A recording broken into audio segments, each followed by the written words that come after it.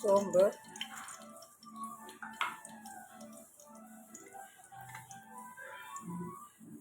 இலை,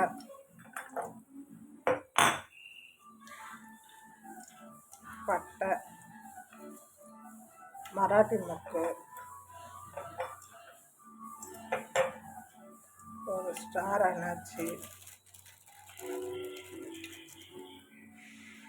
பெரிய கிளாஸ் அரிசி இன்றைக்கி போட்டிருக்கேன்.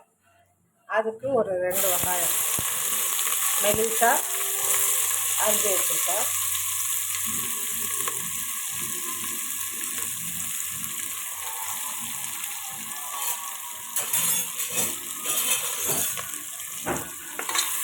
இதை முதல்ல நல்லா வதக்கிடலாம்.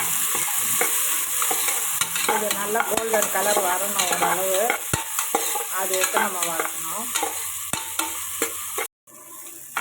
இப்போ இந்த அளவுக்கு வெங்காயம் வதங்கிடுச்சு. நம்ம தக்காளி போடும்போது அதுவும் சேர்த்து வதங்கும். இன்னும் கொஞ்சம் நல்லா ஒரு கைப்பிடி புதினா, ஃப்ரெஷ் புதினாவாக போடுங்க. எப்பவுமே பிரியாணியாக இருந்தாலும் பிரிண்டியாக இருந்தாலும் தக்காளி சாதம் இருந்தாலும் ஃப்ரெஷ்ஷாக போட்டிங்கன்னா தான் அதோடைய ஒரு மீடியம் சைஸ் தக்காளி வந்து ஒரு 4 தக்காளி, வெங்காயத்தை விட கொஞ்சம் தக்காளி அதிகமாக இருக்கணும்.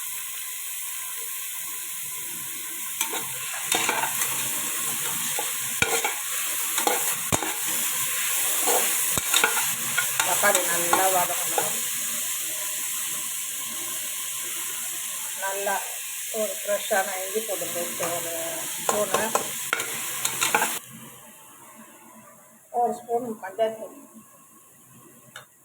இதை போட்டுட்டு அது வதங்கிறதுக்காக கொஞ்சம் நம்ம டைம் விடணும்.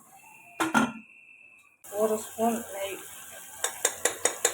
விட்டு அதில்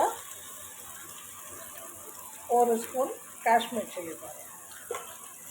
ஏன்னா அந்த காஷ்மீர் சில்லி ஸ்மெல் வரக்கூடாது, அதில் வதக்கும் போது நல்லாயிருக்கும்.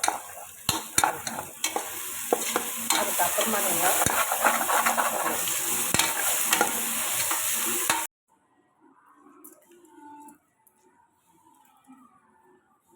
இப்போ நல்லா கொதிக்குது. இப்போ இந்த அரிசியை